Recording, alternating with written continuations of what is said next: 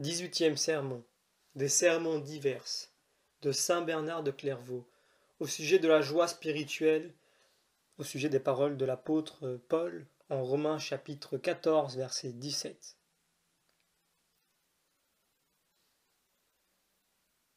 Pourquoi nous éloignons-nous de la route, nous qui courons après la joie? Sans doute, on se réjouit dans le royaume de Dieu, mais cette joie n'est pas la première. La joie qu'on goûte dans le royaume de Dieu n'a rien de charnel, rien de mondain. Ce n'est pas une joie qui, à la fin, se change en deuil, mais une joie en laquelle la tristesse elle-même finit par se changer. Car ce n'est pas la joie de ceux qui se réjouissent quand ils ont mal fait, une allégresse qu'ils ressentent dans les pires choses, mais c'est une joie qu'on ressent dans le Saint-Esprit. D'où vient une pareille joie, sinon de la justice et de la paix de l'âme?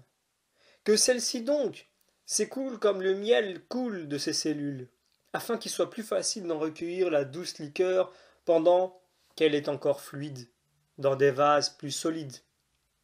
Un jour viendra où nous mangerons le miel dans toute sa pureté. Alors notre joie sera pleine et entière, et nous nous réjouirons non seulement dans le Saint-Esprit, mais encore par la vertu du Saint-Esprit. Oui, un jour viendra où nous goûterons une joie spirituelle complète qui ne prendra plus sa source dans des motifs corporels, ni dans les œuvres de miséricorde, ni dans les larmes de la pénitence, ni dans la pratique de la justice, ni dans les épreuves de la patience, mais bien plutôt dans la présence du Saint-Esprit, sur qui les anges même brûlent du désir de fixer leur regard. Sans doute, en attendant, la sagesse me tient lieu de sel, et assaisonne le reste comme si elle n'était pas elle-même un aliment. Oui, en attendant, je soupire après ma réflexion, car je n'ai pas même le loisir maintenant d'avaler ma salive. En effet, il y a le sage qui trouve aux choses le goût qu'elles ont. Quant à celui qui trouve, à la sagesse elle-même, le goût qui lui est propre, et qu'elle a en effet, celui-là, non seulement est sage, mais de plus il est heureux, car c'est là proprement voir Dieu tel qu'il est, et ce qu'on entend par le fleuve de délices, dont le cours réjouit la cité de Dieu par le torrent de volupté et l'abondance enivrante de sa maison. Mais à présent, voici que le vin fait défaut. Oui, le vin manque à ces noces, je veux dire, le vin des désirs charnels et des concupiscences mondaines. Il est dit, en Deutéronome chapitre 32, le fiel des dragons et le venin des aspics, dont la morsure est incurable, voilà leur vin à eux. Ah, mes frères, puisse ce vin nous faire constamment défaut, car ce n'est point là de bon vin. Le bon vin ne se récolte pas dans les vignes de l'iniquité, on ne le puise que dans les urnes de la purification. Ce n'est point avec le raisin de Gomorrhe, mais avec l'eau de la Judée qu'il se fait. Vous avez conservé le bon vin jusqu'à cette heure, pouvons-nous lire en Jean chapitre 2. Et en effet, c'est le meilleur vin qui se trouve réservé jusqu'à présent. Je veux parler non pas de celui qui se fait avec de l'eau, mais bien de celui qui s'exprime des grandes grappes de raisin de la terre promise qu'on est obligé de porter en attendant dans des voitures, tant que nous ne connaissons que Jésus-Christ et même que Jésus-Christ crucifié.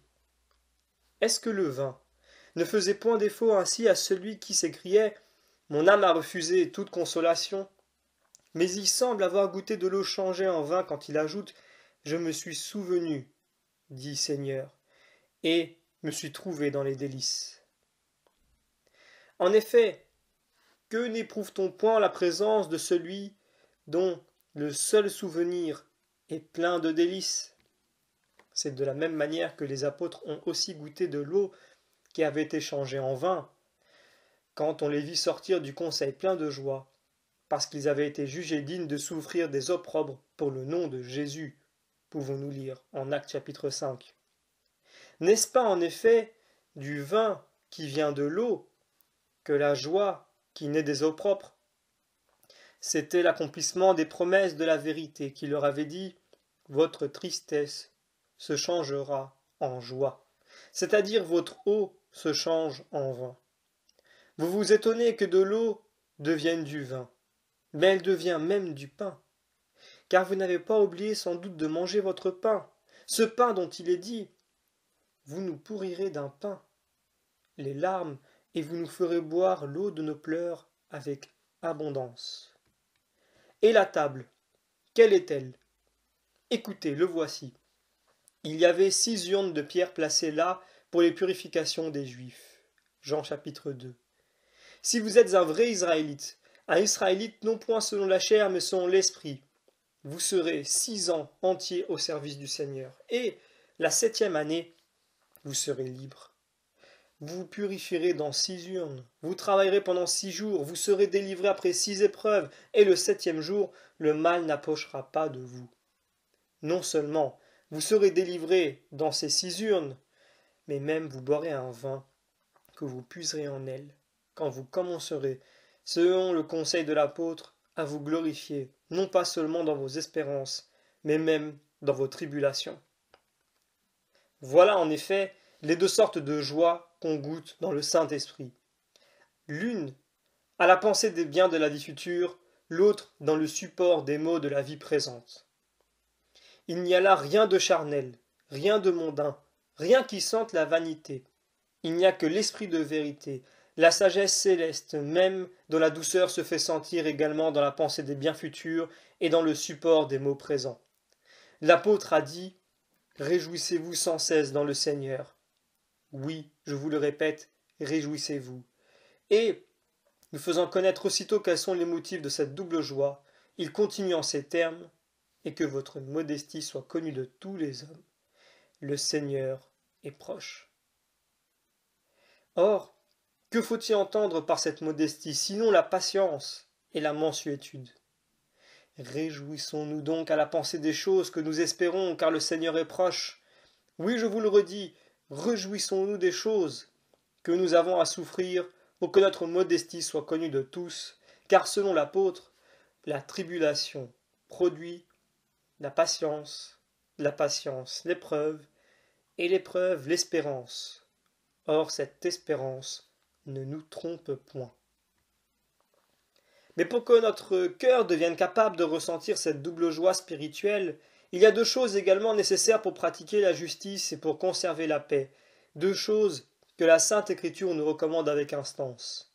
Ainsi, l'exercice de la justice semble se renfermer tout entier dans le double précepte de ne point faire aux autres ce que nous ne voudrions point que les autres nous fissent, selon la recommandation que l'apôtre en fait aux gentils dans sa lettre, et selon le précepte même du Seigneur qui a dit à ses propres apôtres « Faites aux hommes tout ce que vous voulez qu'ils vous fassent. » D'ailleurs, comme nous péchons tous en bien des choses, il est impossible que, dans ce lieu et ce temps de scandale, car les anges qui doivent les arracher tous du royaume de Dieu ne sont pas encore venus s'acquitter de leur mission, et nous ne sommes pas encore citoyens de leur cité jusqu'au conflit de laquelle le Seigneur fait reposer la paix. Il est impossible, dis-je, que nous réussissions à conserver ici-bas une paix inaltérable entre nous, si celui à qui il arrive par hasard de blesser son frère ne prend garde de ne pas se laisser aller à des sentiments pleins de hauteur et d'animosité, en même temps que celui qui se sent blessé fait en sorte de ne pas se montrer inexorable. Étudions-nous donc, mes frères, à nous montrer aussi humbles pour donner satisfaction à ceux qui ont quelque chose à nous reprocher, que faciles à pardonner à ceux qui nous ont offensés, attendu que non seulement la conservation de la paix entre nous est à ce prix, mais encore parce que, sans cela, nous ne saurions nous rendre Dieu même propice.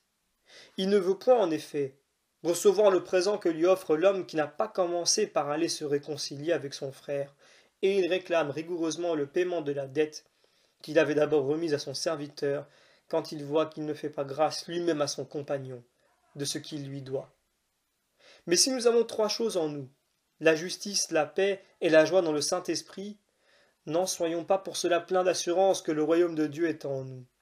Mais au contraire, travaillons à l'œuvre de notre salut avec plus de crainte et de tremblement, nous souvenant que nous nous portons encore ce précieux trésor que dans des vases de terre faciles à se briser.